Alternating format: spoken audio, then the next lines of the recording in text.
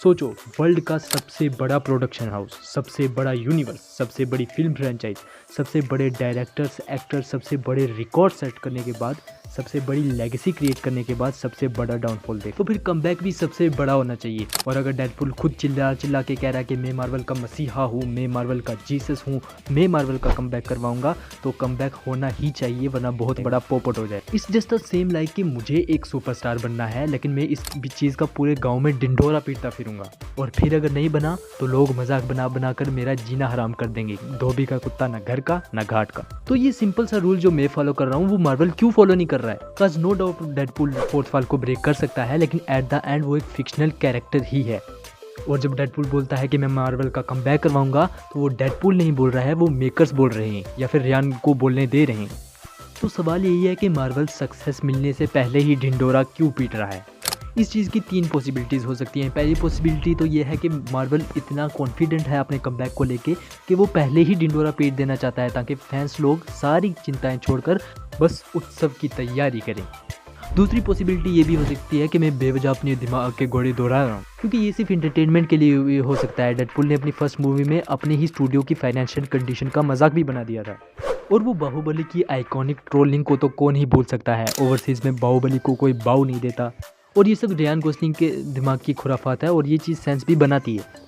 लेकिन इससे ज़्यादा सेंस अगली पॉसिबिलिटी बनाती है, जो कि है प्रमोशनल स्ट्रैटेजी। ये सब मार्वल की एक प्रमोशनल स्ट्रैटेजी भी हो सकती है, ताकि सब लोग जब ये सुने कि मार्वल इस मूवी से अपना कमबैक करने वाला है, तो लोगों की क्यूरियोसिटी पैदा हो। और जनरली ऐसी प्रमोशनल स्ट्रैटेजीज बेनिफिशियल भी रहती हैं, ताकि सब लोग अपना इंटरेस्ट दिखाएं कि देखते हैं कमबैक होता है कि नहीं। हाउएवर टीजर की बात करें तो इसमें कुछ हिडन डिटेल्स नोटिस करने के लायक हैं। पहली बात तो वेनेसा और डेडपुल 1 की टीम जिंदा है। इसका मतलब ये मेन यूनिवर्स तो नहीं हो सकता, या फिर ये मेन यूनिवर्स है और ये वेरिएंट्स किसी दूसरे यूनिवर्स के हैं। पहली पॉसिबिलिटी ज़्यादा सेंस बनाती है, क्योंकि डेडपुल के मेन यूनिवर्स में एमसीयू के सारे पुराने इवेंट्स दिखाना ज़्यादा सेंस नहीं बनाता है। दूसरी चीज़ नोटिस करने के लिए ये है, क्योंकि स्क्रीन पर जब कैप्टन अमेरिका को दिखाया जाता है तो डेडपुल उसे सल्यूट करता है खुद ब खुद। यानी हमारे कैप्टन की लेगेसी का भोकाल इतना ज़्यादा है कि डेडपुल भी उसका लोहा मानता है। नंबर 3, ये स्नोफॉल वाली जगह जहाँ पे फॉक्स का लोगो गिरा हुआ है, ये वही जगह है जहाँ से डेडपुल और वुल्वरीन की पिक्स लीक हुई थी। मतलब ये वही जगह है जहाँ पे वुल्वरीन की एंट्री होगी। बेसिकली ये डेडपुल की मूवी है और वुल्वरीन का इसमें सिर्फ कैमियो है। अब मूवी के टाइटल पे मत जाना, वो सिर्फ इसलिए लिखा है क्योंकि डेडपुल और वुल्वरीन की जोड़ी बहुत आइकॉनिक मानी जाती है, तो ऐसा टाइटल कलेक्शंस के लिए बहुत बेनिफिशियल रहता है। खैर, अगर तुमने कॉमिक्स पढ़ी या सुनी होगी तो तुम्हें पता होगा कि डेडपुल और वुल्वरीन मार्वल के सबसे आइकॉनिक और प्रॉफिटेबल डुओ हैं। और इंडिया में फ़िलहाल ही वुल्वरीन और डेडपुल को हाइप मिलना शुरू हुई है, लेकिन वेस्ट में इनका क्रेज़ बहुत टाइम पहले से है। लेकिन सिर्फ कॉमिक्स और एनिमेटेड शोज़ तक। लाइव एक्शन में ये जोड़ी पहली बार आ रही है। दैट्स वाई इस मूवी से मार्वल के कमबैक की उम्मीद लगाई जा रही है। और मैं तुम्हें बता दूँ, थोर और आयरन मैन अब जाके पॉपुलर हुए हैं, डेडपुल और वुल्वरीन इतने टाइम से आइकॉनिक है।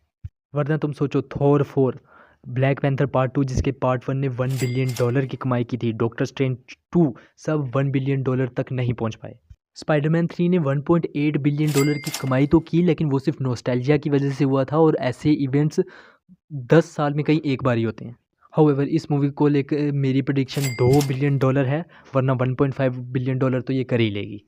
इंडिया से मूवी 200 करोड़ के आसपास के कलेक्शंस जनरेट कर सकती है। खैर, मेरे भी 200 सब्सक्राइबर ही करवा दो।